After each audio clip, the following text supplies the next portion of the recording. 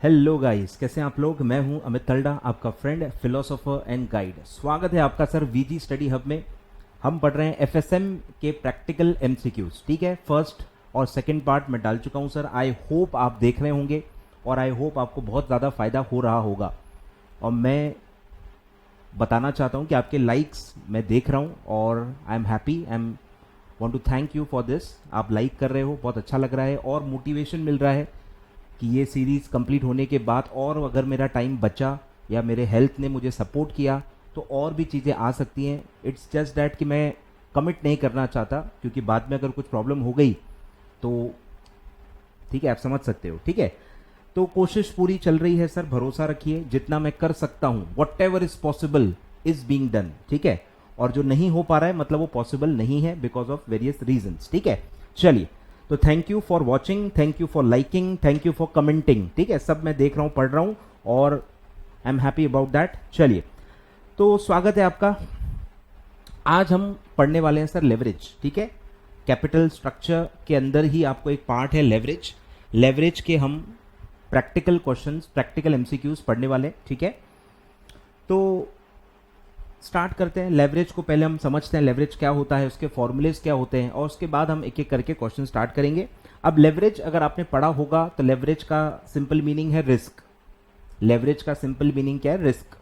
ये रिस्क को क्वांटिफाई करता है कि कितने टाइम्स का रिस्क है, टाइम्स में होता है। ठीक है, रेशियो एनालिसिस में भी आप पढ़ते ही होंगे, कुछ परसेंटेज में आता है, कुछ टाइम्स में आता है, अलग अलग रेशो अलग अलग बेस पे होते हैं। तो आपको बेस जानना भी जरूरी है, नहीं तो आप इंटरप्रेट नहीं कर पाओगे। ठीक है, तो सारे जो लेवरेजेस हैं जो हम पढ़ेंगे वो टाइम्स में होते हैं, नंबर ऑफ टाइम्स। ठीक है, तो जितना ज्यादा होगा उतना ज्यादा रिस्क है, ऐसा समझ में आता है। और मिनिमम जो लेवरेज आता है वो 1 आता है, 1 के नीचे नहीं आता, 1 के नीचे नहीं आता है नॉर्मली। ठीक है, तो 1 के अबव ही आएगा। 1 मतलब रिस्क है ही नहीं, 1 मतलब रिस्क है ही नहीं। ठीक है, 1 से अब जितना वो ऊपर जाएगा, जितना ज्यादा होगा उतना ज्यादा रिस्क होगा। क्लियर है? तो लेवरेज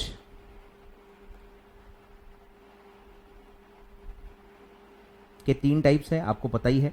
ऑपरेटिंग लेवरेज,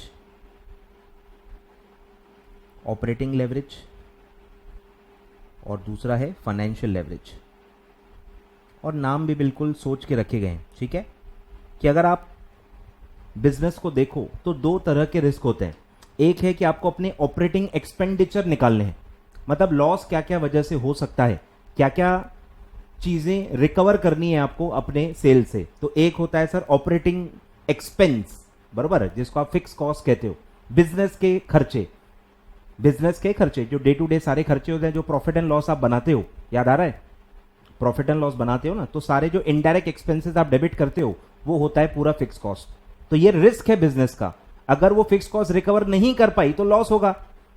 तो ऑपरेटिंग एक्सपेंस का जो रिस्क है उसको कंप्यूट करते हैं अपन थ्रू ऑपरेटिंग लेवरेज।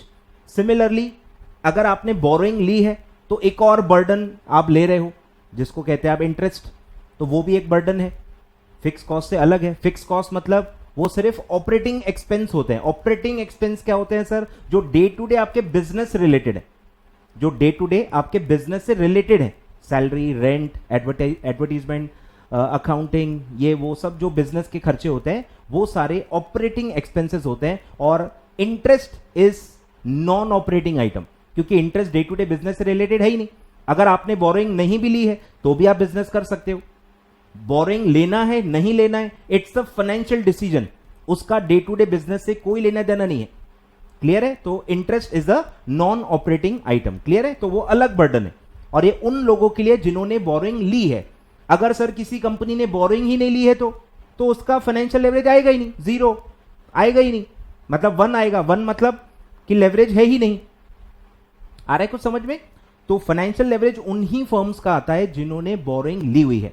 और अगर आप अनलेवर्ड फर्म हो, अनलेवर्ड मतलब जिन्होंने लेवरेज लिया ही नहीं है, जिन्होंने बोरिंग लिया ही नहीं है, तो वो अनलेवर्ड फर्म कहा जाता है। और जिन्होंने डेट लिया है, बाहर से पैसा लिया है, जिन पे एक फिक्स रेट ऑफ इंटरेस्ट से आपको पैसा देना है, तो वो होते हैं लेवर्ड फर्म, जिन्होंने लोन भी लिए हैं, जिन्होंने डेट भी लिया है, जिसपे एक फिक्स इंटरेस्ट का बर्डन उन्होंने लिया हुआ है। क्लियर है?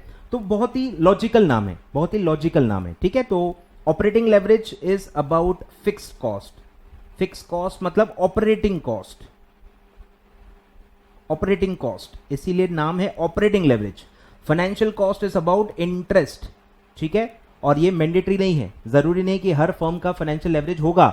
अगर बोरोइंग लिया है तो ही फाइनेंशियल लेवरेज आएगा, नहीं लिया है तो नहीं आएगा। क्लियर है?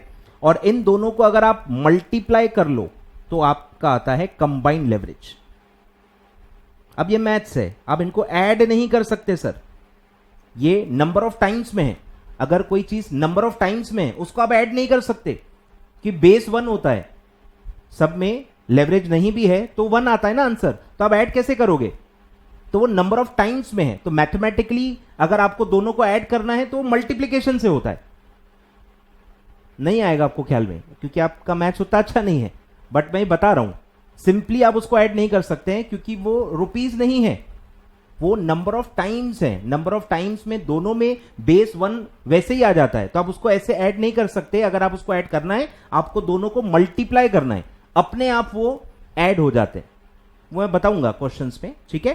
तो अगर आप उन दोनों को मल्टीप्लाई कर दो, एक्चुअली हम ऐड कर रहे हैं बट क्योंकि वो नंबर ऑफ टाइम्स में होते हैं आप उनको मल्टीप्लाई करके इनडायरेक्टली ऐड करते हो, तो कंबाइंड लेवरेज उसको कहा जाता है। क्लियर है? तो ये आपका टाइप्स हो गया। फिर है कि पूरा जो आपका स्ट्रक्चर होता है मैं फटाफट बता देता हूं कि स्टार्ट होता है सर सेल से, ठीक है, सेल माइनस वेरिएबल कॉस्ट आपका आता है कंट्रीब्यूशन। ये सब मैंने आपको कॉर्पोरेट अकाउंटिंग में ऑलरेडी बता दिया है, ठीक है। आई होप आप मेरा कॉर्पोरेट अकाउंटिंग फॉलो कर रहे हो, पूरा रिवीजन डला है, आई थिंक 25 पार्ट्स डले हुए हैं और आई होप आपने देखे होंगे। सर अगर नहीं देखे हैं प्लीज टाइम निकालिए, जाइए देखिए, बहुत ही अच्छा बेनिफिशियल वीडियो आपके लिए अवेलेबल है और बहुत ही अच्छे से आप स्कोर कर सकते हो अगर वो वीडियो आप अच्छे से सारे देख लो तो, ठीक है। कंट्रीब्यूशन, फिर आपको ये भी पता होना चाहिए कि variable cost divided by sale क्या आता है, वेरिएबल कॉस्ट रेशो, ये काफी बार दिया रहेगा आपको।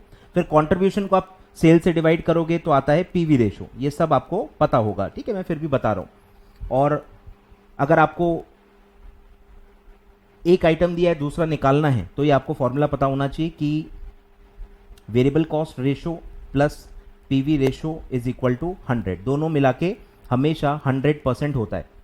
तो अगर आपको वेरिएबल कॉस्ट रेशो दिया है तो आप आराम से पीवी रेशो निकाल सकते हो, PV ratio is equal to 100% minus variable cost ratio. ये बार बार मैं काफी बार ये यूज करूंगा इसलिए मैं पहले ही आपको बता रहा हूं। क्लियर है? दोनों मिला के 100% होता है। परसेंटेज का बेस क्या होता है? 100, ठीक है, इसलिए यहां पे 100 लिया है कि अगर आप एक चीज को, सेल को 2 पार्ट्स में डिवाइड कर रहे हो, अगर आप एक चीज को, सेल को 2 पार्ट्स में डिवाइड कर रहे हो तो दोनों का जो टोटल आएगा, टोटल हमेशा 100 होता है क्योंकि हम परसेंटेज में एक्सप्रेस कर रहे हैं इसलिए बेस हमेशा 100 ही आता है। क्लियर है? फिर हम इससे माइनस करते हैं sir fix cost, fixed operating cost, और फिर आता है सर आपका EBIT, earning before interest and tax, और फिर इसमें से आप इंटरेस्ट माइनस करते हो तो आपका आता है अर्निंग बिफोर टैक्स, और इसमें से फिर आप टैक्स माइनस करते हो तो आपका आता है earning after tax, earning after tax, और इसमें से आप देते हो प्रेफरेंस डिविडेंड, और फिर आता है earning available for equity share holder, earning available for equity share holder. तो ये एक टिपिकल प्रॉफिट एंड लॉस का स्ट्रक्चर होता है, जो एक टिपिकल प्रॉफिट एंड लॉस का स्ट्रक्चर होता है सेल से लेके पूरा earning available for equity share holder, जिससे आप अर्निंग पर शेयर निकालोगे वो आता है। क्लियर है? अब डिपेंड करता है आपके कैपिटल स्ट्रक्चर में क्या क्या है, हो सकता है प्रेफरेंस शेयर्स हो ही ना, तो फिर वो प्रेफरेंस डिविडेंड वाला एलिमेंट हट जाएगा, पूरा का पूरा जो अर्निंग आफ्टर टैक्स है वो इक्विटी वालों के लिए बचेगा, ठीक है। ये सब आपको अकाउंट्स में आता ही है, पढ़ा होगा आपने। तो डिपेंड करता है, ये मैंने सारे पॉसिबिलिटी ले लिए हैं कि डेट भी है, प्रेफरेंस शेयर्स भी हैं, इक्विटी शेयर्स भी हैं, तीनों अगर कैपिटल स्ट्रक्चर में है तो एक टिपिकल कंपनी में इस तरह से पूरा कैलकुलेशन होता है।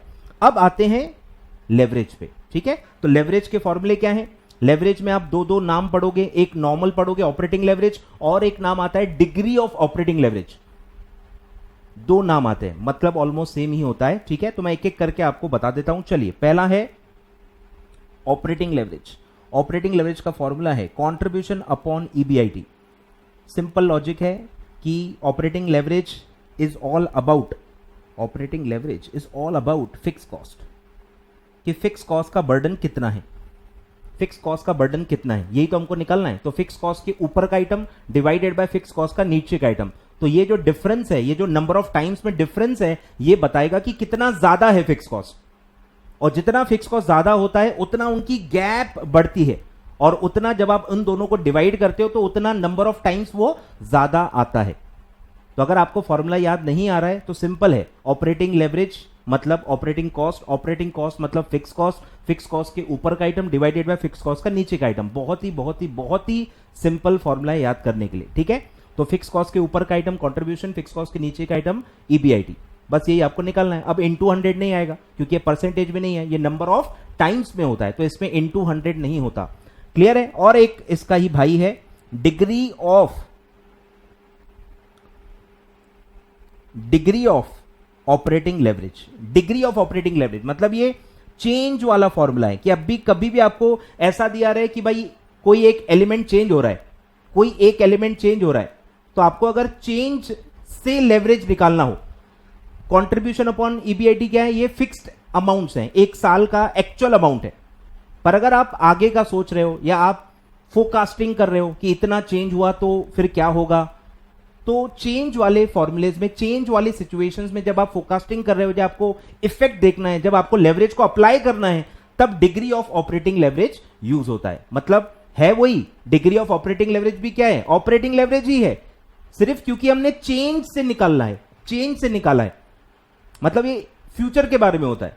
नॉर्मल ऑपरेटिंग लेवरेज क्या है, पास्ट के बारे में, एक्चुअल पास्ट के फिगर्स लेके आपने बनाया है। लेकिन डिग्री ऑफ ऑपरेटिंग लेवरेज हम फोरकास्टिंग के लिए यूज करते हैं कि इतना चेंज हुआ तो उसमें कितना चेंज होगा, ये होता है operating leverage, degree of operating leverage. Clear है। तो actually degree of operating leverage जो चेंज का फॉर्मूला है, ये ऑपरेटिंग लेवरेज का बस उल्टा लेना है, क्योंकि आप चेंज से ले रहे हो, चेंज, ठीक है, तो उल्टा लो। बस सिर्फ क्या करना है, कंट्रीब्यूशन की जगह पे सेल ले लेना है। अब मुझे बताओ कंट्रीब्यूशन चेंज होगा ही क्यों, क्योंकि सेल बदल रहा है। अरे सेल नहीं बदला तो कंट्रीब्यूशन कैसे बदलेगा। नॉर्मल सेंस में अगर देखें तो majorly contribution changes because of sales, तो इसीलिए हम क्या लेंगे, परसेंटेज चेंज इन सेल, और ऊपर आएगा परसेंटेज चेंज इन ईबीआईटी। आए ख्याल में। मतलब एक्चुअली मैंने क्या किया, उल्टा किया, नॉर्मल फॉर्मूले को उल्टा कर लो, बस कंट्रीब्यूशन की जगह पे सेल ले लो, ठीक है। तो ये आपका आता है डिग्री ऑफ ऑपरेटिंग लेवरेज।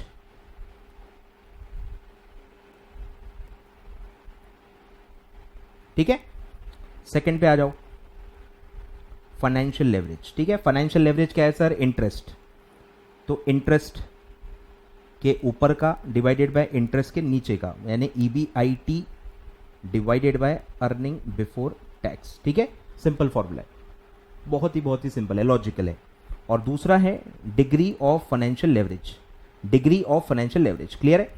अब इसमें भी क्या होगा, परसेंटेज चेंज से निकलेगा, इसको उल्टा कर दो, बस ईबीटी जो है, अर्निंग बिफोर टैक्स जो है, उसको अपन को अर्निंग पर शेयर से कनेक्ट करना है। अर्निंग पर शेयर पे उसका क्या इफेक्ट पड़ेगा, क्योंकि देखो टैक्स आपके हाथ में है नहीं, टैक्स आपके हाथ में नहीं, टैक्स तो फिक्स रहता है। फिर अगर आपके प्रेफरेंस शेयर्स है ही नहीं तो डायरेक्ट ईबीटी का इफेक्ट ईपीएस पे ही पड़ता है। ठीक है, तो ये उसका लॉजिक है। तो उल्टा करो, बोलो percentage change in EPS, earning per share, upon percentage change in EBIT.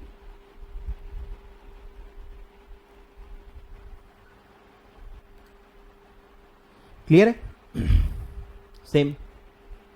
और थर्ड आता है कंबाइंड लेवरेज। तो उसका नॉर्मल फॉर्मूला है इन दोनों का मल्टीप्लिकेशन। ठीक है, operating leverage into financial leverage. तो एक्चुअली अपन कर क्या रहे हैं, contribution upon EBIT into EBIT upon EBT. ठीक है, तो ईबीआईटी ईबीआईटी कट हो जाएगा, डायरेक्ट फॉर्मूला आता है कंट्रीब्यूशन अपॉन ईबीटी।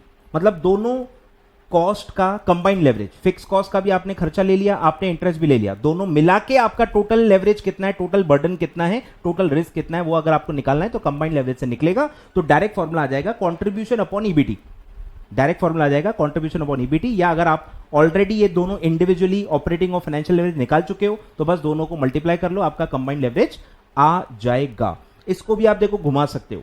अगर आपको कंबाइंड लेवरेज दिया है, ऑपरेटिंग पूछा है, तो combined leverage divided by financial leverage करोगे तो ऑपरेटिंग लेवरेज आ जाएगा। सिमिलरली फाइनेंशियल लेवरेज पूछा गया है ऑपरेटिंग लेवरेज और कंबाइंड लेवरेज दिया हुआ है तो डिवाइड कर लो। तो इसी फॉर्मूले को आप शफल करके 3 टोटल फिगर्स हैं, 3 में से 2 दिए तो हिडन फिगर एक आप निकाल सकते हो। रेशो में भी आपको मैंने ये पढ़ाया हुआ है, ठीक है, ऐसा है। और डिग्री ऑफ कंबाइंड लेवरेज में क्या आएगा बोलो, इस फॉर्मूले को उल्टा करो, परसेंटेज चेंज इन ईपीएस, ध्यान दो, percentage change in EPS, EBT के जगह पे ईपीएस और कंट्रीब्यूशन के जगह पे सेल। और इस पे थ्योरी पे क्वेश्चन भी आता है, ठीक है, ध्यान दो। तो इसमें अलग से थ्योरी क्वेश्चन भी आ सकता है। डैश लेवरेज या डैश सिग्निफाइज और computes the change of sale as compare to change in EPS, या effect of change of sale on effect of change on EPS. तो आपको कौन से एलिमेंट है उसके हिसाब से कनेक्ट करना है। ईपीएस और सेल को डायरेक्ट कौन कनेक्ट कर रहा है, कंबाइंड लेवरेज। फिर ईपीएस और ईबीआईटी को कौन कंपेयर कर रहा है, फाइनेंशियल लेवरेज। फिर सेल और ईबीआईटी को कौन कंपेयर कर रहा है, ऑपरेटिंग लेवरेज। तो आपको ये थोड़ा सा ध्यान रखना है, क्लियर है। चलिए सर, तो ये पूरा बैकग्राउंड है जो आपको जरूरी है। 15 मिनट देखो लग गए पूरा समझाने में। ये पूरा इसका स्क्रीनशॉट मैं टेलीग्राम चैनल पे डाल दूंगा। आई होप आप मेरे टेलीग्राम चैनल पे हो, नहीं हो फटाफट आ जाओ, बहुत सारा कंटेंट उसमें ऑलरेडी अवेलेबल है। और जो जो मैं करते जाता हूं मैं टेलीग्राम चैनल पे देते जाता हूं, ठीक है। तो मैं उसका लिंक आपको कमेंट बॉक्स में दे दूंगा। तो इसका इमेज जो है मैं आपको वहां पे दे दूंगा। और मेरा वैसे भी फॉर्मूला शीट पूरा अवेलेबल है, फॉर्मूला शीट भी मेरा अवेलेबल है, मेरे ऐप पे भी अवेलेबल है, मेरे वेबसाइट पे भी अवेलेबल है, even on Telegram it is available, ठीक है। चलिए सर आगे बढ़ते हैं, अब इन सबको यूज करते हैं। चलिए क्वेश्चन नंबर 1 पे आ जाइए। ऑपरेटिंग लेवरेज ये है पेज नंबर 22। मेरी शीट आपके पास होगी ऐसी वाली, यही ब्लैंक शीट मैंने आपको टेलीग्राम पे ऑलरेडी दे दी है। मेरे साथ साथ मैं चाहता हूं आप लिखो, मेरे साथ साथ मैं चाहता हूं आप लिखो, क्लियर है। चलिए सर, अब मैं पढ़ाते वक्त पूरा पूरा बताऊंगा, लेंदी बताऊंगा, फिर पढ़ाने के बाद मैं आपको बता दूंगा कि क्या क्या स्टेप्स आप एलिमिनेट करके डायरेक्टली आंसर निकाल सकते हो, ठीक है। क्योंकि हर बच्चे को समझना चाहिए, इंटेंशन इज अंडरस्टैंडिंग। भले कोई बच्चा सेल्फ कर रहा हो उसको भी पूरा समझ में आए। ये शॉर्ट ट्रिक्स बताने के लिए वीडियो नहीं बनाए। कुछ बच्चों का रहता है, इंक्लाइनेशन रहता है टुवर्ड जस्ट शॉर्ट ट्रिक्स, उनको कंसेप्ट से कोई लेने देना नहीं, तो वो मेरा पर्पस नहीं। ये वीडियो वैसे लोगों के लिए नहीं है, अंडरस्टैंडिंग के लिए बनाया गया है। जहां जहां स्टेप्स आप डायरेक्टली कर सकते हो मैं अलग से आपको जहां जहां होगा बताते जाऊंगा, क्लियर है। चलिए सर, ऑपरेटिंग लेवरेज के क्वेश्चंस करते हैं, स्टार्ट करते हैं। X company has sales of 12 lakh rupees, variable cost is 50%। बोलो यहीं के यहीं क्या निकलना चाहिए कि अगर मेरा वेरिएबल कॉस्ट 50% है तो पीवी रेशो कितना होगा, 100 माइनस 50, तो रिमेनिंग 50% क्या होगा, पीवी रेशो, ठीक है। तो यहीं के यहीं कंट्रीब्यूशन भी निकाल लो। बोलो सेल को अगर मैं पीवी रेशो से मल्टीप्लाई करूं तो कंट्रीब्यूशन आ जाएगा। बोलो contribution is equal to sales multiplied by PV ratio. Sales है 12 लाख इंटू 50% यानी कि 6 लाख, 6 लाख का मेरा कंट्रीब्यूशन आ जाएगा, ठीक है। ऐसा डेटा देख देख के ही आप निकाल सकते हो। फिर आपको अलग से देखो दिया है फिक्स कॉस्ट, कंट्रीब्यूशन आपने निकाल लिया, फिक्स कॉस्ट आपको दिया हुआ है, तो आप आराम से क्या निकाल सकते हो, ईबीआईटी। ईबीआईटी निकाल लो। अब कंट्रीब्यूशन भी मिल गया, ईबीआईटी भी मिल गया, डिवाइड करके ऑपरेटिंग लेवरेज निकाल लो। बोलो EBIT is equal to contribution minus fix cost. Contribution है 6 लाख माइनस फिक्स कॉस्ट 2,50,000, तो ये आएगा 3,50,000। बोलो तो operating leverage is equal to contribution upon EBIT, 6 lakh divided by 3,50,000। बोलो 6 लाख डिवाइड बाय 3,50,000 जो आएगा 1.71 टाइम्स, 1.71 टाइम्स, ठीक है। तो देखो 1 तो आएगा ही आएगा। अब देखो 1 कब आएगा वो भी सोचो। अगर मेरा फिक्स कॉस्ट 0 है, अगर मेरा फिक्स कॉस्ट 0 है, जो कि इम्पॉसिबल है, कोई भी ऐसा बिजनेस है ही नहीं दुनिया में जिसका फिक्स कॉस्ट 0 हो। कुछ तो फिक्स कॉस्ट लगता ही है ना, कम होगा, ज्यादा होगा, मीडियम होगा, वो वेरी करते रहेगा बिजनेस टू बिजनेस, लेकिन फिक्स कॉस्ट कोई बिजनेस की 0 कैसे हो सकती है। तो ये 1 कभी आ ही नहीं सकता। मैं थ्योरेटिकली बता रहा हूं कि अगर सपोज फिक्स कॉस्ट 0 हुआ तो क्या होगा, बोलो एग्जाम्पल हो just for understanding. Contribution suppose आया 6 लाख, फिक्स कॉस्ट आपने लिया 0, तो मेरा ईबीआईटी भी कितना आएगा, 6 लाख। तो अगर आप निकालोगे कि कितना ऑपरेटिंग लेवरेज है तो 6 लाख डिवाइड बाय 6 लाख 1 आएगा, 0 नहीं आ सकता।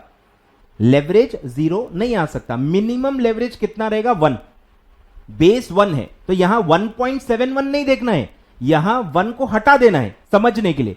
तो ये एक्चुअली क्या है, 0.71 एक्स्ट्रा है ऊपर, आ रहा है समझ में। तो 0.71 टाइम्स का लेवरेज है समझने के लिए। लिखने के लिए 1.71 ही आएगा, पर आपको पता होना चाहिए कि 1 तो वैसे भी आता है, 1 तो मिनिमम आएगा ही आएगा। It's not a part of risk. 1 के ऊपर कितना है वो रिस्क है।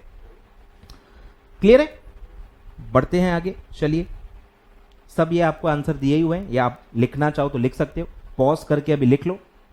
पॉज करने के लिए मैं 2-3 सेकंड दूंगा, बस आपको पॉज करना है और आपको लिख लेना है, ठीक है? या स्क्रीनशॉट्स ले लो, जैसा भी है। प्रीमियर देख रहे होंगे तो स्क्रीनशॉट ले लो, कोई दिक्कत नहीं है। बढ़े आगे, चलिए सर।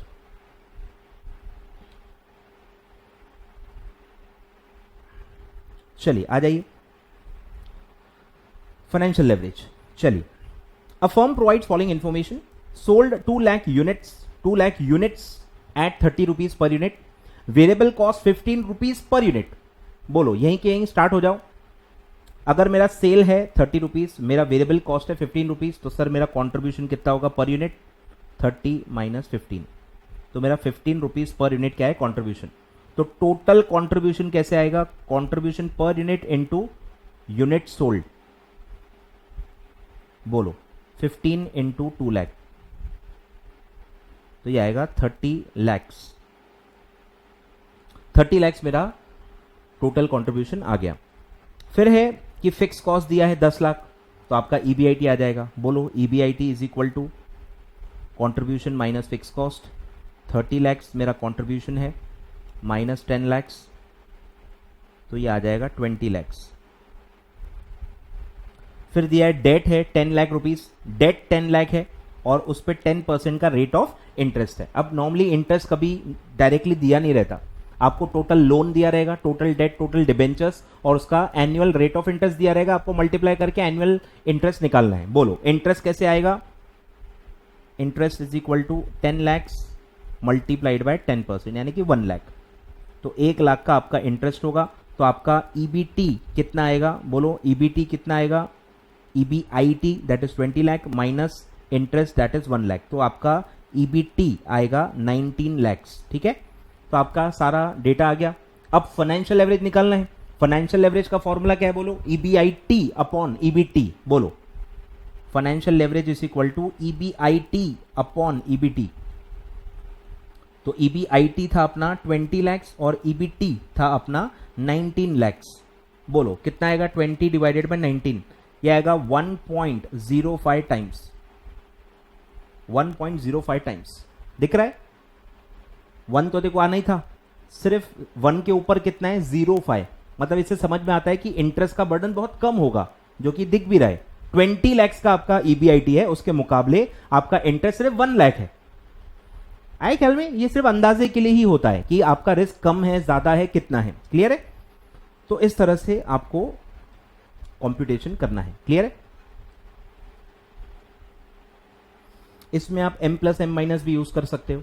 आपको पता है कि हर एलिमेंट आगे चल के माइनस होना है, तो आप स्टार्टिंग जो आइटम है वो m प्लस कर दो, और जो जो माइनस होना है वो m माइनस करते जाओ, MRC दबा देना, कोई दिक्कत नहीं है।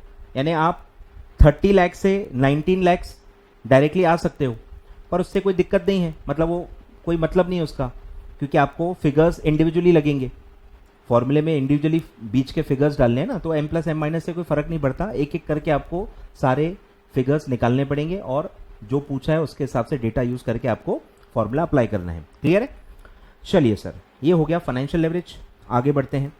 अब आइए कंबाइंड लेवरेज, यानी कि तीनों ही पूछे हैं। बोलो, a firm details are as under, sales at the rate of 100 rupees per unit, total sale value है 24 लाख। नंबर ऑफ यूनिट्स आप डिवाइड करके निकाल सकते हो। 24 लाख डिवाइड बाय 100 करोगे तो 24,000 यूनिट्स आएंगे, पर यहां उसका कोई काम नहीं है। फिर है वेरिएबल कॉस्ट रेशो दिया है 50%, तो यहीं के यहीं क्या होगा सर? पीवी रेशो निकाल लो। पीवी रेशो क्या आएगा? 100 माइनस 50। अब मैं सब लिख रहा हूं, देखो बच्चे को भी पता है 100 में से 50 के 50 ही बचते हैं, तो मेरी आदत है लिखना, आप एलिमिनेट करते जाना, आप ओरली निकालते जाना। पर मैं नहीं चाहता कोई बच्चा बोले सर ये 50 कहां से लिया। समझ रहे हो, वीडियो में पूरा बताना पड़ता है ना, नहीं तो अलग से फिर आप कमेंट पे पूछोगे, ऐप पे पूछोगे, वो टाइम बचाने के लिए मैं सब बता रहा हूँ। तो जो जो पता है आपको कि हाँ ये तो इजी है, ओरली भी हो जाएगी, वो चीजें आप खुद करते जाओ ओरली, कोई भी दिक्कत नहीं है, अंडरस्टैंडिंग है ये, ठीक है। तो 100% माइनस 50%, तो आपका पीवी रेशो आएगा 15%, 50%, क्लियर है। तो बोलो कंट्रीब्यूशन कैसे आएगा, sale into PV ratio, sale into PV ratio यानी कि 50%, ठीक है। आई होप ये सब आपको पता है, पीवी रेशो, मार्जिनल कॉस्टिंग सब आपने पढ़ा है कॉर्पोरेट अकाउंटिंग में, ठीक है। और मैंने आपको इसीलिए स्टार्टिंग में ये फॉर्मूले बता दिए, ये स्टार्टिंग में मैंने फॉर्मूले बता दिए, लिखवा देता हूं, ठीक है, हो सकता है किसी को ना पता हो, छोड़ो इस पे नहीं वो दिखता, हाँ यहां लिख देता हूं। चलो बोलो क्या था, PV ratio contribution upon sale, इसी को मैं बार बार यूज कर रहा हूं, ठीक है। तो मुझे अगर कंट्रीब्यूशन निकालना है तो cross product sale into PV ratio, मैं यही बार बार यूज कर रहा हूं, तो यहीं से वो डिराइव होता है, क्लियर है। चलिए सर, तो ये आएगा 12 लाख, तो मेरा कंट्रीब्यूशन आ गया 12 लाख। बोलो इसमें से अभी मैं फिक्स कॉस्ट माइनस करूं तो क्या आ जाएगा, ईबीआईटी। बोलो EBIT is equal to contribution minus fix cost, contribution है 12 लाख माइनस फिक्स कॉस्ट दिया हुआ है 10 लाख, तो ये आ जाएगा 2 लाख। अब ईबीआईटी में से इंटरेस्ट माइनस करूंगा तो क्या आ जाएगा, ईबीटी। इंटरेस्ट दिया हुआ नहीं है, आप निकाल सकते हो, सेम दिया है 10 लाख का 10%, 10 लाख इंटू 10% 1 लाख आएगा, ठीक है। तो ईबीआईटी माइनस इंटरेस्ट, ठीक है, तो 2 लाख माइनस वर्किंग दे देता हूं, 10 लाख का 10% यानी 1 लाख, 2 लाख माइनस 1 लाख, तो ईबीटी आएगा 1 लाख, ठीक है। सारा डेटा आ गया। और फिर अलग से आपको दिया है कि इक्विटी शेयर कैपिटल है 10 लाख, ठीक है, उसका मेरे ख्याल से कोई काम है नहीं यहां पे। बोलो अब आपसे पूछा है तीनों लेवरेज बताओ, तो सारा तो आपने निकाल लिया, 3 ही फिगर्स तो लगते हैं ना, कंट्रीब्यूशन, ईबीआईटी, ईबीटी, तीनों निकल गए, बस 2-2 करके डिवाइड करो, आंसर आ जाएगा। बोलो पहला ऑपरेटिंग लेवरेज, बोलो क्या आएगा, कंट्रीब्यूशन अपॉन ईबीआईटी। कंट्रीब्यूशन है सर 12 लाख और फिक्स ईबीआईटी है आपका 2 लाख। बोलो देखो कितनी ज्यादा गैप है, 12 लाख से सीधे 2 लाख, 12 डिवाइड बाई 2 6 आएगा, 6 टाइम्स। तो देखो 6 टाइम्स से आपको एक अंदाजा आ गया कि बहुत ज्यादा फिक्स कॉस्ट होगी, और दिख भी रही है जहां 12 लाख आपका ईबीआईटी है उसमें से 10 लाख रुपए तो आपका फिक्स कॉस्ट है, कितनी ज्यादा है, तो ये इससे आपको अंदाजा आता है। सेकेंड फाइनेंशियल लेवरेज, बोलो ईबीआईटी अपॉन ईबीटी। बोलो EBIT 2 lakh, EBT 1 lakh, double है तो आएगा 2 टाइम्स, और इन दोनों को मल्टीप्लाई कर लोगे तो आ जाएगा combined leverage, operating leverage into financial leverage, यानी कि 6 इंटू 2, ये आएगा 12 टाइम्स, 12 टाइम्स, ठीक है। और दिख भी रहा है 12 लाख और 1 लाख, 12 लाख और 1 lakh, contribution 12 lakh, EBT 1 lakh, 12 divide by 1 12 times, direct भी निकाल सकते हो, कोई दिक्कत नहीं है, क्लियर है, एकदम सिंपल है सर, लेवरेज इजी है आपको, वही मैं इसलिए अकाउंटिंग में भी कह रहा था, भले आपको प्रैक्टिकल कितने भी डिफिकल्ट लग रहे हो, अरे कुछ तो होगा जो आपको जमेगा, 100% डिफिकल्ट होता ही नहीं है सर, 20, 25, 30, 40% कुछ तो इजी टाइप के प्रैक्टिकल क्वेश्चन आपको मिल ही जाते हैं, तो आप कर सकते हो। ऐसा ही अभी मैं एफएसएम का भी हाउ टू स्कोर 60+ डालने वाला हूं, ठीक है। आई होप आपने कॉर्पोरेट अकाउंटिंग का हाउ टू स्कोर 60+ वीडियो देख लिया हो सर, नहीं देखा है तो प्लीज देख लो भाई, बहुत अच्छे से मैंने आपको बताया हुआ है। सेम फिर मैं एफएसएम के लिए भी लाने वाला हूं, ठीक है, उसमें भी ये सारे मैं टाइप्स आपको बताऊंगा कि कौन से इजी हैं, कौन सा हर बच्चा कर सकता है और मिनिमम उसको करना चाहिए। बढ़े आगे, चलिए सर, तो एक एक मैंने तीनों इजी बता दिए। अब आते हैं उल्टे क्वेश्चन पे, यहां अब हल्का सा मैथ्स यूज होगा, हल्का सा, बहुत ज्यादा नहीं, हल्का मैथ्स यूज होगा, कोशिश करूंगा मैं पूरा बेसिक आपको बता दूं। चलिए सर आ जाइए, पूरा उल्टा है। नॉर्मली हम क्या करते हैं, अमाउंट दिया रहता है और लेवरेज निकालते हैं, यहां लेवरेज आपको दिया है और अमाउंट पूछा है, इसीलिए मैंने क्या लिखा है, रिवर्स क्वेश्चन, उल्टा करना है। बोलो a firm has a degree of operating leverage of 5 यानी 5 times and a degree of financial leverage of 4 times, ठीक है, कंबाइंड लेवरेज मल्टीप्लाई कर लो, कोई दिक्कत नहीं, 4 5 20। इंटरेस्ट बर्डन इज 300 lakhs, ठीक है, and variable cost as a percentage of sale is 75%, तो पीवी रेशो कितना होगा, 25%, and the effective tax rate is 45%, it's fix cost is, आपको फिक्स कॉस्ट पूछा है, अब बोलो कैसे स्टार्ट करोगे, समझेगा ही नहीं कि स्टार्ट कहां से करे, समझेगा ही नहीं कि स्टार्ट कहां से करे, ये दिक्कत है। तो स्टार्ट वहां से करते हैं जो भी एब्सोल्यूट अमाउंट दिया है, अमाउंट से ही स्टार्ट होगा। दो लेवरेज से आप कुछ नहीं निकाल सकते, दो रेशो से कुछ नहीं निकाल सकते। रेशो में, रेशो को अगर अप्लाई करना है तो एक एब्सोल्यूट नंबर यानी अमाउंट लगेगा। नंबर एक ही है 300 लाख, बाकी सब तो देखो परसेंटेज या रेशो या कुछ ना कुछ है। तो आपको स्टार्ट वहीं से करना है कि इंटरेस्ट मेरा है 300 लैक्स। इंटरेस्ट कहां आता है, फाइनेंशियल लेवरेज में, तो फाइनेंशियल लेवरेज दिया हुआ है। लेकिन प्रॉब्लम यह है कि फाइनेंशियल लेवरेज का रेशो क्या है, ईबीआईटी अपॉन ईबीटी, मतलब दोनों में इंटरेस्ट तो है ही नहीं। 3 नंबर में से 2 नंबर दिए हो तो आप तीसरा नंबर निकाल सकते हो, लेकिन यहां पे 3 में से एक ही नंबर दिया है, फाइनेंशियल लेवरेज ही दिया है, ना ईबीआईटी दिया है ना ईबीटी दिया है, पर बीच में जो उनका डिफरेंस है इंटरेस्ट वो दिया है, तो उसको आपको यूज करना है। ये लॉजिक अब आपको यूज करना है, ठीक है। तो क्या है formula, financial leverage is equal to EBIT upon EBT, मतलब सब्सटीट्यूशन मेथड में इसको कहता हूं, क्या कहता हूं मैं, सब्सटीट्यूशन मेथड। तो ईबीआईटी को सब्सटीट्यूट करो, ईबीटी का फॉर्मूला क्या है बोलो, ईबीटी का फॉर्मूला क्या है, ईबीटी कैसे निकलता है सर, ईबीआईटी से ही निकलता है, ईबीआईटी माइनस इंटरेस्ट, और इंटरेस्ट दिया हुआ है, इंटरेस्ट दिया हुआ है, तो ऐसे आप सब्सटीट्यूट करो, बोलो। तो EBIT upon EBIT minus interest, ऐसा आपको सब्सटीट्यूट करना है। अब क्या होगा, अब क्या होगा, अब ईबीआईटी एक ही फिगर है जो हमको नहीं पता, एक ही हिडन फिगर है। कोई भी इक्वेशन से आप एक ही हिडन फिगर नॉर्मली निकाल सकते हो, दो निकालने हैं तो फिर साइमल्टेनियस इक्वेशन आपको यूज करना पड़ता है, दो इक्वेशन है फिर उसको सॉल्व करके करना पड़ता है। एक इक्वेशन में आप एक ही फिगर निकाल सकते हो। तो अब क्या हुआ, फाइनेंशियल लेवरेज हमको पता है, इंटरेस्ट हमको पता है, एक ही हिडन फिगर है ईबीआईटी, भले 2 बार यूज हो रहा है पर ईबीआईटी एक ही एलिमेंट है, एक ही इफेक्ट है, एलिमेंट है जो हमको नहीं पता, तो हम इससे उसको निकाल सकते हैं, बोलो। तो 4 टाइम्स आपका फाइनेंशियल लेवरेज है इज इक्वल टू ईबीआईटी हमको पता नहीं है, हम निकालना चाहते हैं, डिवाइडेड बाई ईबीआईटी हमको निकालना है, माइनस 300 रुपीज इन लैक्स में ले रहा हूं, क्रॉस प्रोडक्ट बोलो। 4 दोनों से मल्टीप्लाई हो जाएगा, 4 दोनों से मल्टीप्लाई होगा, तो 4 ईबीआईटी माइनस 1200, 300 से मल्टीप्लाई करना भूलना नहीं, ये पूरा एक ब्रैकेट है, पूरे ब्रैकेट से मल्टीप्लाई होगा, तो 4 ईबीआईटी माइनस 4 इंटू 300 तो 1200 आएगा, इज इक्वल टू ईबीआईटी।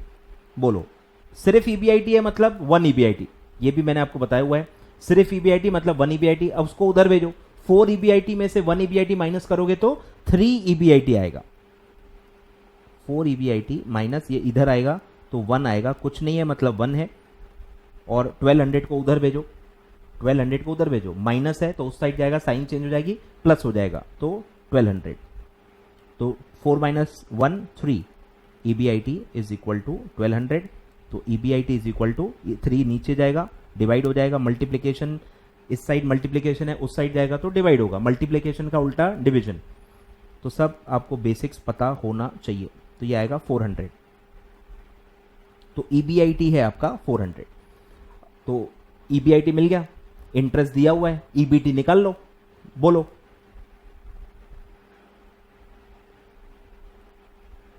अब खैर ईबीटी निकाल के करेंगे क्या, हमको तो फिक्स कॉस्ट पूछा है, हमको ऊपर जाना है, नीचे नहीं जाना है, बोलो।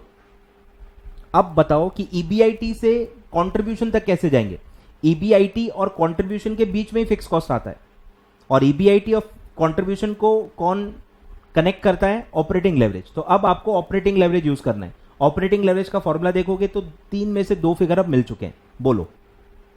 Operating leverage is equal to contribution upon EBIT, तो ये पता है 5 टाइम्स कंट्रीब्यूशन निकालना है, ईबीआईटी हम निकाल चुके हैं, cross product contribution is equal to 2000। अब निकालो फिक्स कॉस्ट, बोलो। Fix cost is equal to contribution minus EBIT, तो 2000 कंट्रीब्यूशन माइनस 400 आपका ईबीआईटी, तो फिक्स कॉस्ट रहा होगा 1600, ठीक है, तो फिक्स कॉस्ट रहा होगा 1600, क्लियर है। तो उल्टा है, बस ये इसको आप क्या बोल सकते हो, रिवर्स क्वेश्चन बोल सकते हो या सब्स्टिट्यूशन मेथड बोल सकते हो, ठीक है, जहां पे सिर्फ एक ही अमाउंट दिया रहता है, बाकी सब रेशो दिए, तो आपको ध्यान देना है सब्स्टिट्यूशन मेथड, ठीक है। चलिए सर लिख लो जो भी है।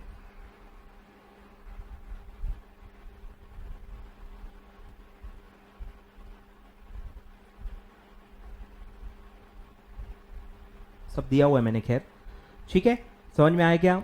बस सब्सटीट्यूट करना है सर। सबसे इंपॉर्टेंट स्टेप जो थी वो ये थी, ये अगर क्लिक हो गया तो आप आगे बढ़ पाओगे, अगर ये क्लिक ही नहीं हुआ तो आप क्वेश्चन सॉल्व ही नहीं कर पाओगे, सिंपल। ठीक है, चलिए सर आगे बढ़ते हैं। तो ये हो गया। अब है 2-3 क्वेश्चन स्किप करके मैं आगे आ रहा हूं, एक फुल क्वेश्चन देख लेते हैं लेवरेज का। आ जाइए। अब ये एक्चुअली सेम ही है, मेरे को भी ध्यान नहीं आया, गलती से सेम आ गया है। ये अपन ने अभी ऊपर सॉल्व किया, तो ये 3 अपन निकाल चुके हैं, ये 3 हम निकाल चुके हैं। देखो ये वाला है, गलती से यही वाला आ गया है, तो आई थिंक ये सेम ही आएगा तीनों। 10 लाख सब सेम है फिगर्स, बस इसमें जो आगे का है ना वो हम सॉल्व कर लेते हैं। ठीक है, एक आरओआई पढ़ लेते हैं और एक चेंज वाला फॉर्मूला यूज कर लेते हैं। ठीक है, इसमें चेंज वाला फॉर्मूला यूज होगा, डिग्री वाला। ठीक है, तो ध्यान दो। तो क्या होगा, डेटा सेम है, यहां से नंबर्स ले लो। ये था 6 to 12, 6 to 12। ठीक है,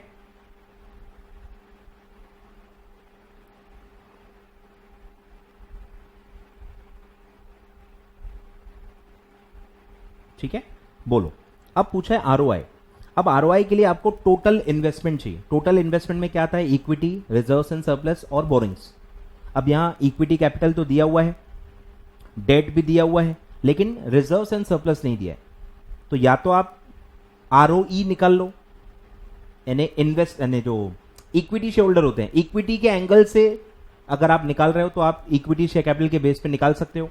या अगर आप आरओआई निकालना ही चाहते हो तो फिर आपको अज्यूम करना पड़ेगा कि रिजर्व्स एंड सरप्लस नहीं है और कोई भी एलिमेंट नहीं है। मतलब कैपिटल एम्प्लॉयड में, इन्वेस्टमेंट में 2 ही एलिमेंट है, इक्विटी शेयर कैपिटल और बोरिंग्स। अब मैं आपको बता चुका हूं इन्वेस्टमेंट क्या होता है, total asset. Total asset is equal to total liability. तो लाइबिलिटी से हम एसेट निकाल रहे हैं। अकाउंट्स में तो मैं बहुत बार बता चुका हूं, ठीक है, यहां पे भी बता ही रहा हूं कि हम कर क्या रहे हैं, इन्वेस्टमेंट हमको चाहिए। इन्वेस्टमेंट बोले तो टोटल एसेट, और total asset always is equal to total liability. तो टोटल लाइबिलिटी में हम मान रहे हैं कि 2 ही फिगर्स हैं, equity share capital and borrowings जो दिया हुआ है। अगर आप ऐसा अज्यूम करो तो पॉसिबल है। ठीक है,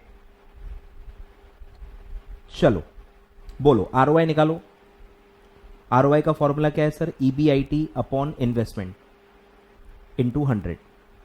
बोलो ईबीआईटी कितना आएगा, फटाफट बता दो। वेरिएबल कॉस्ट 50% है तो पीवी रेशो 50% होगा, तो कंट्रीब्यूशन कितना आएगा, 24 लाख इंटू 50%, तो यह आएगा 12 लाख। फिर माइनस फिक्स कॉस्ट, बोलो तो 12 लाख माइनस 10 लाख, तो आएगा 2 लाख। याद आ रहा है, 2 लाख। और फिर इंटरेस्ट 1 लाख आएगा, तो 1 लाख ईबीटी आएगा। ठीक है, वही वाला है। बोलो ईबीआईटी कितना है, 2 लाख। ईबीआईटी कितना है, 2 लाख।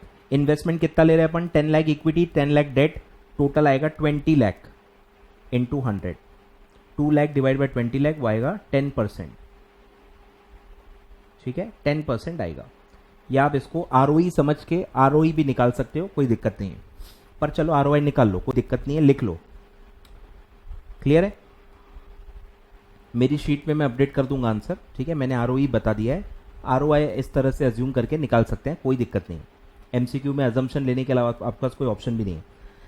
अब पूछा है सर, अब काम की बातों पे आओ कि if sale increases by 6 lakh, अगर मेरी सेल 6 लाख से बढ़ गई तो लेवरेज को यूज करके आप ये बताओ कि मेरा नया ईबीआईटी क्या आएगा। तो आपको पहले ये समझना है कि कौन सा लेवरेज यूज करना है, कौन सा लेवरेज है जो सेल को और ईबीआईटी को कनेक्ट करता है। तो ये आपको क्लिक होना चाहिए फॉर्मूले से कि सेल और ईबीआईटी को कौन सा लेवरेज कनेक्ट करता है, ऑपरेटिंग लेवरेज, जो कि हमको पता है। तो अब हम ऑपरेटिंग लेवरेज को अप्लाई कर रहे हैं, हम फोरकास्टिंग यूज कर रहे हैं कि चेंज इन सेल का कितना इंपैक्ट चेंज इन ईबीआईटी पे आएगा। अगर मेरा सेल 6 लाख से बढ़ रहा है तो ईबीआईटी पे कितना इंपैक्ट पड़ेगा, ये मुझे कंबाइन अपना ऑपरेटिंग लेवरेज बताएगा। तो अब आप ऑपरेटिंग लेवरेज को यूज कर रहे हो, अप्लाई कर रहे हो। क्लियर है, अब हमारा जो फॉर्मूला है वो परसेंटेज चेंज का है, रुपीस चेंज का नहीं है। तो यहां पे आपको दिया है 6 लाख रुपए, आपको इसको पहले परसेंटेज में कन्वर्ट करना पड़ेगा क्योंकि फॉर्मूला परसेंटेज का है, ठीक है। तो बोलो एग्जिस्टिंग सेल कितना है, 24 लाख, 24 लाख, 24 लाख प्लस 6 लाख मतलब 30 लाख का आपका सेल हो जाएगा। आपको चेंज निकालना है, चेंज हमेशा एग्जिस्टिंग सेल पे निकलता है, ध्यान देना, चेंज हमेशा एग्जिस्टिंग बेस पे निकलता है। एग्जिस्टिंग सेल कितना है, 24 लाख। बोलो तो चेंज इन सेल कितना है, percentage change in sale 6 lakh divided by existing sale that is 24 lakh into 100। Change percentage में आता है तो 6 डिवाइडेड बाय 24 इंटू 100 तो आएगा 25%। मतलब मेरा सेल एक्चुअली कितना बढ़ रहा है, इंक्रीज है, इंक्रीज इन सेल कितना है 25%। तो अब मुझे वो फॉर्मूला यूज करना है कि अगर मेरा चेंज इन सेल पता है 25% तो चेंज इन ईबीआईटी कितना आएगा। ईबीआईटी का भी जो चेंज आएगा वो परसेंटेज में ही आएगा, फिर उसको परसेंटेज को एग्जिस्टिंग ईबीआईटी पे ऐड करके आपको न्यू ईबीआईटी निकालना पड़ेगा। क्लियर है? तो पहला स्टेप हुआ। बोलो अब आएगा operating leverage is equal to percentage change in EBIT divided by percentage change in sale. Sale नीचे आता है, बोलो तो ऑपरेटिंग लेवरेज कितना है, 6 times is equal to percentage change in EBIT, तो हमको निकालना है अपॉन 25%। परसेंट भी ले सकते हो या 0.25 ले सकते हो डेसिमल में, जैसा भी आपको समझ में आए, कोई दिक्कत नहीं है। क्रॉस प्रोडक्ट हो जाएगा तो परसेंटेज चेंज इन ईबीआईटी कितना आएगा, 6 इंटू 25%। परसेंट मत दबाना, 6 इंटू 25% मत दबाना, ध्यान दो। अगर दबाओगे भी तो आपको पता होना चाहिए कि वो आंसर टाइम्स में आएगा, फिर टाइम्स में आएगा, ठीक है। अगर आपको परसेंटेज में आंसर चाहिए तो परसेंट मतलब सिर्फ 25 लो, 25, ठीक है, ध्यान दो, ये भी आपको काफी लोगों को नहीं जमता। तो अगर मुझे आंसर परसेंटेज में चाहिए तो मैं यहां सिर्फ 25 लूंगा, परसेंटेज में है वो तो मुझे पता ही है ना। तो 25% इंटू 6, ठीक है,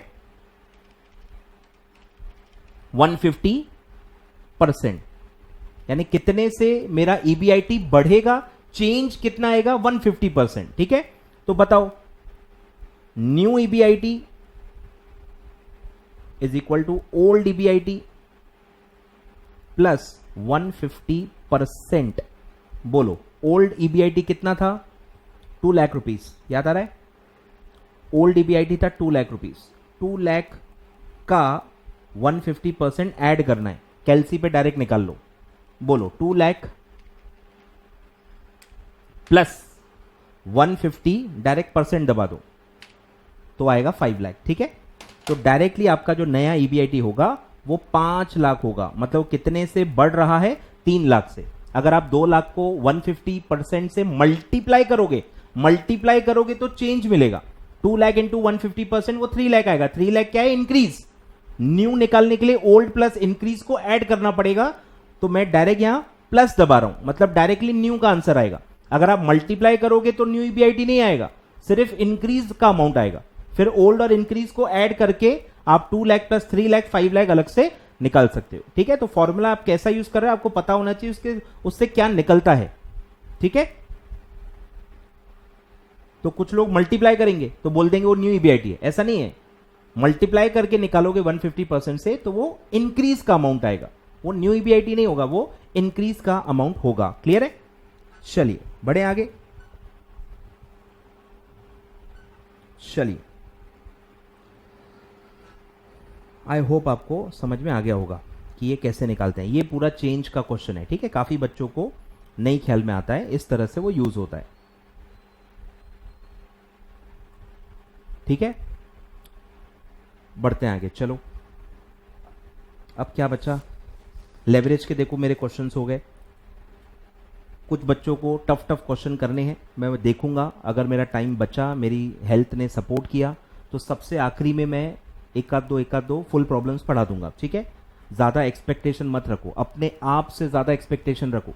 हाल ये है कि लोग टीचर से ज्यादा एक्सपेक्ट कर रहे हैं, खुद के एफर्ट्स पे कोई वो है ही नहीं, बस सर करवा दे जितना उतना मैं करूंगा। अरे किसी टीचर पे अपना भविष्य क्यों डाल रहे हो? हम टीचर भी ऐसा मतलब एक्सपेक्ट नहीं करते कि हमारे भरोसे बच्चे रहें। हमारे भरोसे रहना ही नहीं चाहिए भैया, हम बस थोड़ा हेल्प करेंगे, सपोर्ट करेंगे।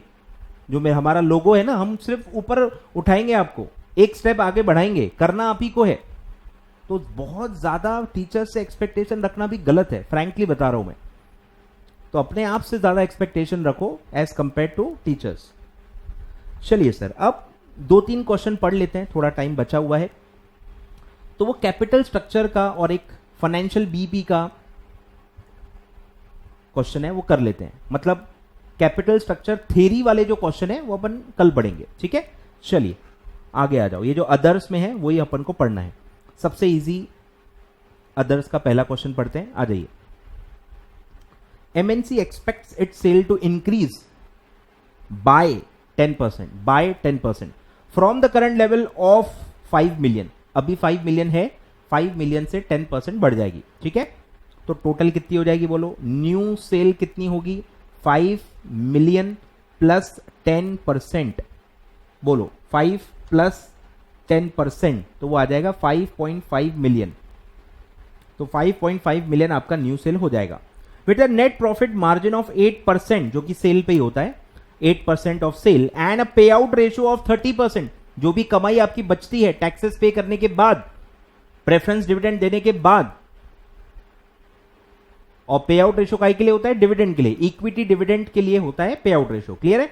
तो इक्विटी के लिए जो भी बचता है उसमें से 30% आपने डिविडेंड दे दिया, पे आउट रेशियो, और बचा हुआ क्या होता है? Retention ratio. जितना आपको बचता है और आप वो आगे के प्रोजेक्ट्स के लिए यूज करते हो।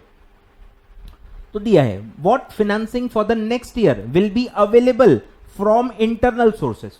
तो वो यही पूछ रहे हैं कि कितना रिटेन करोगे, क्योंकि जो रिटेन करोगे वही तो इंटरनल सोर्स है ना, रिटेन अर्निंग्स, वही बचेगा और वही आप फ्यूचर के प्रोजेक्ट्स के लिए यूज करोगे। तो आपको करना क्या है? आपको अर्निंग पहले निकालना है कि इक्विटी वालों के लिए कितना बचेगा, फिर इक्विटी वालों के लिए जो बचेगा उसमें से पे आउट माइनस कर लो, कि पे आउट तो कैश में आप पे कर दोगे, वो कैसे अवेलेबल रहेगा, तो माइनस कर दो। तो 70% जो बाद में आखिरी में बचेगा वो 70% ही है जो इंटरनल सोर्स ऑफ फाइनेंस के हिसाब से आप रिटेन अर्निंग फ्यूचर प्रोजेक्ट्स के लिए यूज कर पाओगे। क्लियर है? तो रिवाइज्ड सेल आपको मिल गई, 5.5 मेरी सेल होगी। नेट प्रॉफिट डायरेक्ट मार्जिन दी हुई है। बोलो सर, नेट प्रॉफिट मार्जिन का क्या फॉर्मूला है? Net profit divided by sale. Direct net profit आ जाएगा। बोलो, net profit is equal to sale into net profit margin. Sale है 5.5 मिलियन, सब रुपीज इन मिलियन लिख रहा हूं मैं, इनटू 8%, तो मिलियन में आएगा, वो आएगा 0.44 मिलियन। अब इसमें से ये इक्विटी के लिए बचेगा, प्रेफरेंस शेयर है ही नहीं ऐसा मान लो, टैक्स वैक्स भी दिया नहीं है तो इग्नोर करो, इतना बचेगा। इसमें से 30% किसका है? इसी का 0.44 मिलियन, ये जो बच रहा है अर्निंग, इसी का 30% आप पे आउट दे रहे हो। बस 30% माइनस कर लो, जो बचेगा वही रिटेन अर्निंग्स है, वही अर्निंग है जो आप फ्यूचर प्रोजेक्ट्स के लिए यूज कर सकते हो। बोलो, तो retain earnings is equal to earnings minus pay out. बोलो, 0.44 माइनस 30%, इसी का 30%, तो कैलकुलेटर पे डायरेक्ट माइनस 30% कर लो, तो 0.44 माइनस 30%, तो ये आएगा 0.308 मिलियन। अब 1 मिलियन में सर कितना आता है? 10 लाख। आई होप आपको पता ही होगा, तो इसको इंटू 10 लाख कर लो, तो 0.308 इंटू 10 लैक्स, तो ये आएगा 3,08,000। 3,08,000, ठीक है, 3,08,000। क्लियर है? ख्याल में आ रहा है कंसेप्ट? तो सिंपल क्वेश्चन था, रिटेन कैपिटल स्ट्रक्चर का क्वेश्चन आप इसको कह सकते हो। बढ़े आगे, चलिए बढ़ते हैं आगे। अब है आपका नेक्स्ट क्वेश्चन, ये है फाइनेंशियल बीपी पे। नॉर्मल बीपी आप marginal costing decision making tools में पढ़ चुके हो। डिसीजन मेकिंग टूल्स में सीएमए में आप पढ़ चुके हो BP, no profit no loss. ठीक है, बीपी बेसिकली क्या है? No profit no loss. तो फाइनेंशियली भी नो प्रॉफिट नो लॉस हो सकता है।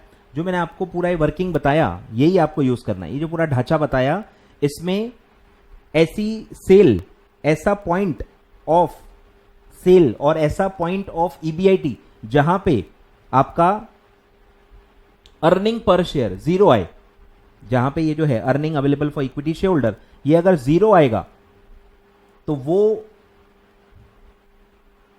पॉइंट को कहेंगे फाइनेंशियल बीपी, मतलब वो मिनिमम पॉइंट है जो आपको अचीव करना है। अगर उसके नीचे आप हो तो क्या होगा, लॉस, तो आपका लॉस आएगा। उस सेल के अगर आप ऊपर हो तो आप प्रॉफिट में हो, ठीक है। आपका ब्रेक इवन पॉइंट है, मतलब आप पूरा कॉस्ट जो भी है, फिक्स कॉस्ट है, इंटरेस्ट है, सब रिकवर करने के बाद, अगर सब देने के बाद जीरो अर्निंग पर शेयर बच रहा है तो वो पॉइंट है फाइनेंशियल बीईपी, वो है फाइनेंशियल बीईपी, ठीक है। तो अब इन टाइप के क्वेश्चंस में नॉर्मली निकलता तो देखो सीधे है, जैसे अपन नॉर्मली इसको कैसे सॉल्व करते हैं, सेल में से एक एक करके माइनस करते करते करते करते ईपीएस तक जाते हैं। पर जब आपको क्वेश्चन सॉल्व करना है तो आपको उल्टा जाना पड़ेगा, क्योंकि फाइनेंशियल बीईपी अगर दिया हुआ है तो आपको बस क्या पता है कि ईपीएस जीरो है, बाकी सब आपको पता करना है। मेरा ईपीएस जीरो है तो एक एक कैलकुलेशन रिवर्स जाते जाते जाते जाते आपको सेल या ईबीआईटी जो भी पूछा है आपको निकालना पड़ेगा।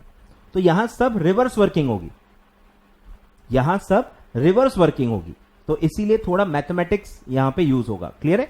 चलिए सर, करना यही है, बस हम नॉर्मल माइनस करते करते करते आते हैं, यहां रिवर्स करते करते ऐड बैक करते हुए आपको आना है, ऐड बैक करते जाना है। तो बेस क्या था वो आपको ध्यान देना है। सिंपल एग्जांपल दे रहा हूं, टैक्स का एग्जांपल दे रहा हूं, सिंपल एग्जांपल, बेस क्या होता है समझने के लिए, कि अगर मेरा अर्निंग बिफोर टैक्स फॉर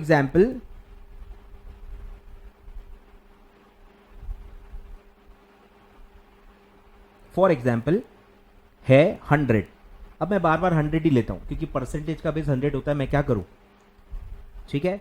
तो 100 अगर मेरा अर्निंग बिफोर टैक्स है और मेरा टैक्स रेट है 30%, तो 100 का 30% 30 रुपीज, तो 30 आएगा, तो बचेगा कितना, 70।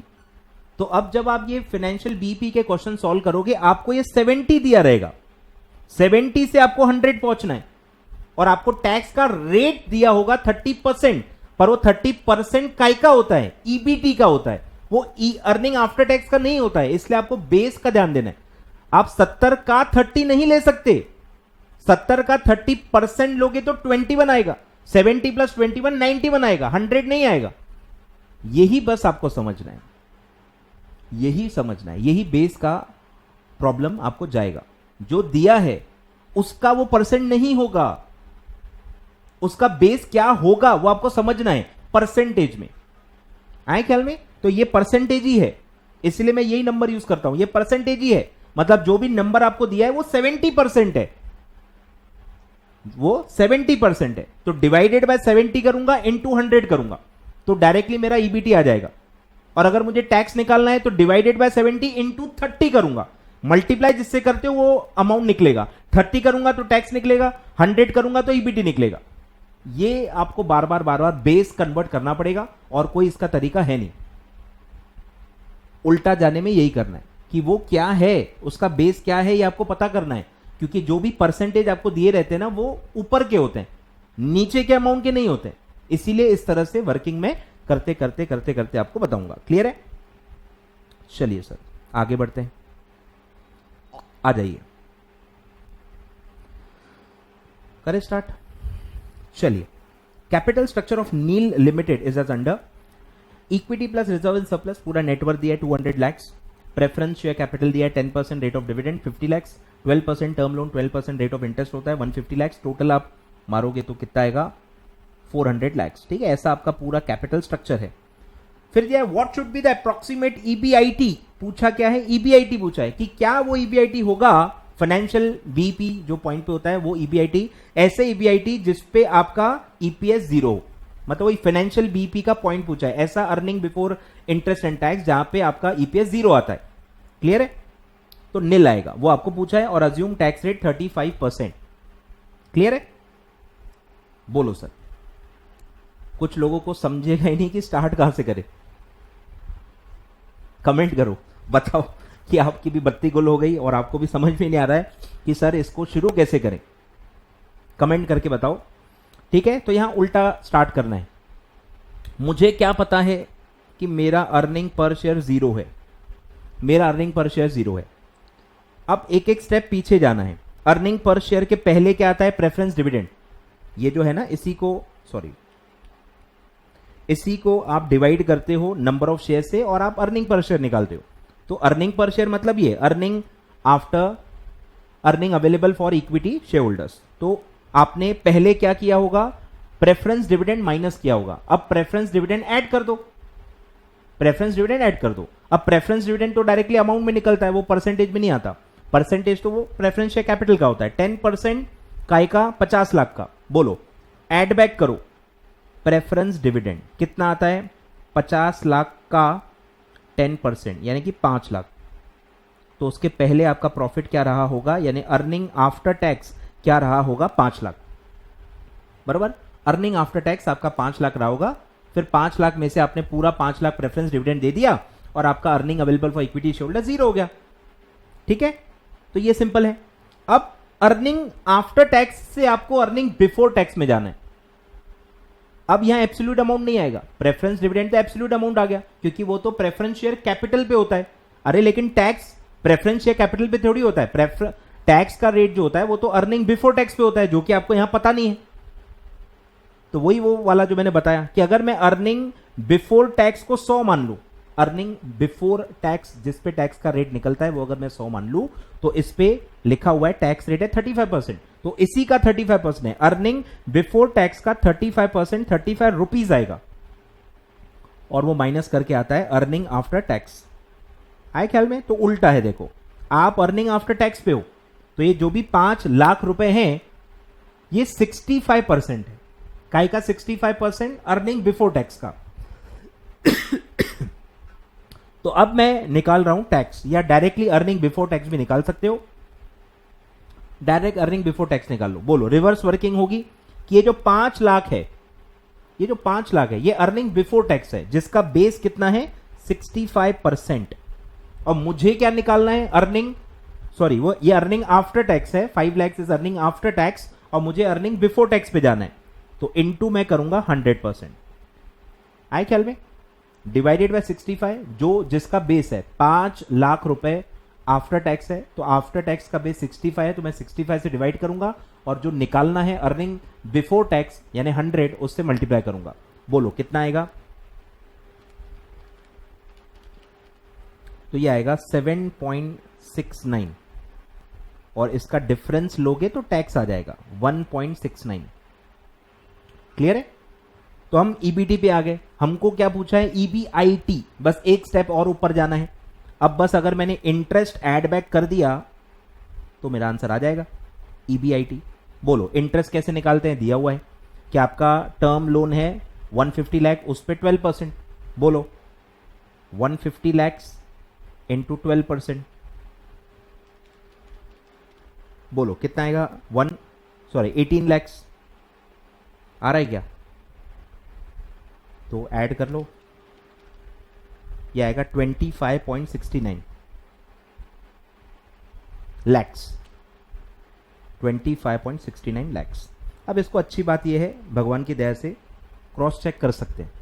क्रॉस चेक कर लो। बोलो अगर अब सीधा सॉल्व करो, अगर कहीं कैलकुलेशन में गलती की होगी तो पकड़ में आ जाएगी। अगर 25.69 अगर आपका है ईबीआईटी तो नॉर्मल तरीके से सॉल्व करो यहां, ठीक है? यहां से स्टार्ट करो नॉर्मली। ईबीआईटी है मेरा 25.69, ले लो कैलसी पे 25.69 माइनस इंटरेस्ट करो। इंटरेस्ट कितना आएगा? 18 लाख। 150 लाख इंटू 12 तो माइनस करो 18, तो आपका अर्निंग बिफोर टैक्स आएगा 7.69। अब 7.69 का 35% टैक्स माइनस करो, माइनस 35%, तो आएगा 4.9985 मतलब 5। इसको राउंड ऑफ कर लो परसेंटेज के वजह से 5 आएगा। अब 5 में से आप प्रेफरेंस डिविडेंड दे दोगे 5, तो आपका आंसर आएगा 0। मतलब आंसर सही है, टैली हो रहा है। अब अगर टैली नहीं हो रहा है ये कैसे पता चलेगा? आप कोई और ऑप्शन ले लो, कोई और ऑप्शन ले लो। 29.30 ले लो, 29.30 ले लो। बोलो 29.30 स्क्रीन पे लो।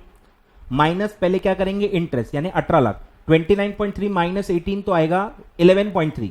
अब 11.3 क्या है? Earning before tax. इस पे माइनस करो 35%, तो अर्निंग आफ्टर टैक्स आएगा 7.345। आ रहा है? निकालो साथ साथ में। 7.345 ये आ गया अर्निंग आफ्टर टैक्स। अब इसमें से हम 5 लाख रुपए प्रेफरेंस डिविडेंड देंगे तो हमारा earning available for equity shareholder zero नहीं आ रहा, वो आ रहा है 2.345। तो ईपीएस जीरो कैसे होगा, मतलब ये आंसर गलत है। ऐसे आपको पता चलेगा। अगर वो जीरो नहीं हो रहा मतलब आपका आंसर गलत है, वो जीरो होना चाहिए, तभी वो फाइनेंशियल बीपी अपना आंसर सही माना जाएगा। क्लियर है? तो ये आप लिख सकते हो, सब दिया हुआ है खैर मैंने, बट स्टिल किसी को लिखना है तो लिख सकते हैं, कोई दिक्कत नहीं है।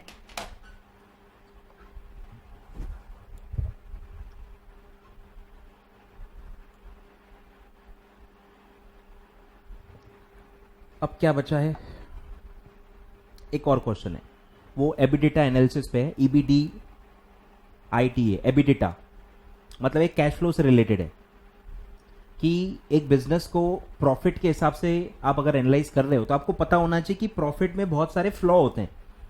प्रॉफिट निकालते वक्त बहुत सारे अजम्पशंस लिए जाते हैं और कैश नॉन कैश हर टाइप के एक्सपेंस लिए जाते हैं। कंजर्वेटिज्म भी फॉलो किया जाता है, बैड डेट भी माइनस किए जाते हैं, प्रोविजन भी माइनस की जाती है, बहुत सारे अलग ही तरीके होते हैं। जबकि काफी चीजें आपको पता है कि उससे पैसा जाता नहीं है। डेप्रीसिएशन किया है लेकिन पैसा गया नहीं, प्रोविजंस किया आपने, लॉसेस की, पर पैसा गया नहीं, वो तो कंजर्वेटिज्म के तहत आपने कर दिया। तो अगर एक इन्वेस्टर को या आउटसाइडर को यह पता करना हो कि बिजनेस में कितना दम है, मतलब कितना कैश फ्लो या कितना प्रॉफिट, मतलब समझ रहे हो, कैश फ्लो के एंगल से अगर कितना प्रॉफिट आप कमा रहे हो, नॉन कैश एलिमेंट अगर मुझे नहीं देखने हैं, मुझे कैश के हिसाब से देखना है कि कैश प्रॉफिट कितना है, तो उसको कहते हैं एबिडिटा एनालिसिस। उसमें आप क्या करते हो, बिफोर इंटरेस्ट ले लेते हो। Before interest, interest non operating item है तो आपने वैसे ही हटा दिया। ईबीआईटी ले लेते हो और ईबीआईटी में से आप डेप्रीसिएशन भी हटा देते हो, बिफोर डेप्रीसिएशन लेते हो। डेप्रीसिएशन नॉन कैश है, बोलने की जरूरत ही नहीं है। तो अगर मेरा प्रॉफिट मैं बिफोर टैक्स लूं, बिफोर इंटरेस्ट लूं और बिफोर डेप्रीसिएशन ले लूं, तो वो प्रॉफिट क्या है, मेरा कैश से मिलता जुलता प्रॉफिट, जो कि बहुत ज्यादा ही होगा क्योंकि आप ऊपर ऊपर जा रहे हो। जैसे आप ऊपर जाते हो अमाउंट ऑफ प्रॉफिट ज्यादा होता है, तो उसको आप यूज कर सकते हो for judging the earning capacity of profit of the company. Clear है? तो वो एबिडिटा का एक कंसेप्ट आता है, आपके बुक्स में दिया हुआ है, उसी पे एक क्वेश्चन है, ध्यान दो। ABC limited books of account shows profit from operations, ठीक है, नाम अलग दिया है देखो, प्रॉफिट फ्रॉम ऑपरेशंस, उसको कहते हैं एबिडिटा, ईबीडीआईटी। एबिडिटा बोलते हैं एक्चुअली, एमोर्टाइजेशन वर्ड भी आता है। डेप्रीसिएशन किस पे चार्ज होता है, टेंजिबल एसेट्स पे, और इनटेंजिबल एसेट्स जैसे कि गुडविल, उस पे क्या होता है, एमोर्टाइजेशन। अकाउंट्स में बताया मैंने आपको, तो इसलिए उसका नाम आता है EBITDA. Earning before depreciation, interest, tax and amortization same ही है, ठीक है। तो 500 लाख का आपका एबिडिटा है। It paid 12% on debt of 1000 lakh, of है, debt of 1 lakh, 1000 lakh, 1000 lakh interest नहीं है, वो डेट है, इसका 12% पे किया गया है, ठीक है। डेप्रिसिएशन है 100 लाख, टैक्स का रेट है 35%। आपसे पूछा गया बताइए प्रॉफिट आफ्टर टैक्स क्या होगा, बहुत ही सिंपल है, बहुत ही सिंपल है, बोलो। तो एबिडिटा से स्टार्ट करना है, earning before depreciation, interest and tax, तो ये स्टार्ट होगा 500 लाख से 500। सबसे पहले क्या माइनस होगा, डेप्रिसिएशन। ईबीआईटी से भी पहले क्या माइनस होता है, डेप्रिसिएशन, ठीक है। तो सबसे पहले माइनस करेंगे अपन डेप्रिसिएशन, वो है 100 लाख। तो अब आएगा ईबीआईटी, तो वो आएगा 400, माइनस कर लो इंटरेस्ट, इंटरेस्ट कितना है 1000 पे 12%, तो कितना आएगा 120। तो अर्निंग बिफोर टैक्स कितना आएगा 280, टैक्स माइनस कर लो एट द रेट ऑफ 35%, 280 का 35% वो आएगा 98। तो आपका अर्निंग आफ्टर टैक्स आ जाएगा 182। बहुत ही सिंपल है, बहुत ही मतलब कुछ ज्यादा ही सिंपल है, ठीक है। 182 लैक्स, क्लियर है क्या? ठीक है, तो आज के लिए इतना काफी है सर। 1 घंटा सर मेरे पास रोज है, बस 1 घंटे से ज्यादा मैं नहीं दे सकता। तो आज हमने पढ़ लिया लेवरेज और छोटे मोटे कैपिटल स्ट्रक्चर के क्वेश्चंस, ठीक है। कल हम पढ़ेंगे, क्या पढ़ेंगे कल, ये अप्रोच, जो कैपिटल स्ट्रक्चर थेरीज आप पढ़ते हो, एनआई, एनओआई और एमएम, ये 3 में फॉर्मूलेज हैं। ये 3 थेरीज हम पढ़ लेंगे, ये क्या बोलती हैं, इसका फॉर्मूला क्या है, क्या दिया रहता है, क्या निकालना रहता है। काफी बच्चों को नहीं समझ में आता, वो सब मैं बताऊंगा, बिल्कुल घबराने की जरूरत नहीं है। जितने कंसेप्ट की रिक्वायरमेंट है टू अंडरस्टैंड द फॉर्मूला, वो सब मैं आपको बताऊंगा और उसके बाद हम क्वेश्चन सॉल्व करेंगे, ठीक है। तो कल बहुत इंपॉर्टेंट होने वाला है सर, कैपिटल स्ट्रक्चर थेरीज जितना हो सके मैं डिस्कस करूंगा, उसके फॉर्मुलेज बताऊंगा और उसके क्वेश्चन भी सॉल्व कराऊंगा। तो कल हम कैपिटल स्ट्रक्चर कंप्लीट करेंगे, कल हम कैपिटल स्ट्रक्चर कंप्लीट करेंगे। वीडियो लाइक कर देना, ठीक है, बोलने की जरूरत ही नहीं है, वीडियो लाइक कर देना, चैनल सब्सक्राइब कर देना, और भी बहुत सारे वीडियोस आने वाले हैं, ठीक है। बने रहिए, लाइक करते रहिए, आपका प्यार मैं लाइक से क्वांटिफाई कर रहा हूं, ठीक है। व्यूज कम है, ठीक है, व्यूज कम है आई नो, बट स्टिल आपके लाइक्स से मुझे आपका प्यार समझ में आ जाता है, ठीक है। इसलिए लाइक करना बहुत इंपॉर्टेंट है ताकि मैं और आगे वीडियोस बनाते रहूं, ठीक है। Thank you so much. कल मिलते हैं सर, कैपिटल स्ट्रक्चर थ्योरी के फॉर्मूले और प्रैक्टिकल क्वेश्चंस पढ़ेंगे।